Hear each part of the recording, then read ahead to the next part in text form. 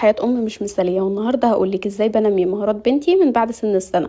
أول حاجة حبيت أبدأ بيها اليوم وهي إني أوريكم الإسدال بتاعي، علشان بحس إني لازم لو جبت حاجة ماتيريال كويسة وسعر كويس أقولكم عليها.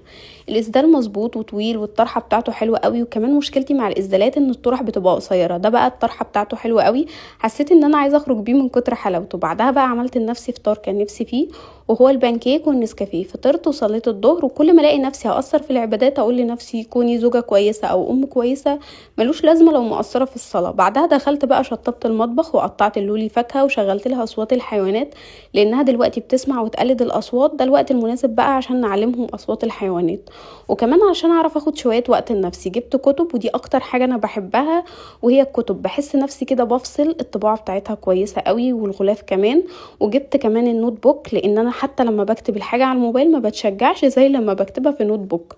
وكان لازم طبعا اجيب له لولي قصص، حتى لو مش فاهمة ده بيطور اللغة عندهم والتركيز وبيوسع الادراك، وبعرفها بيها الحيوانات واشكالهم.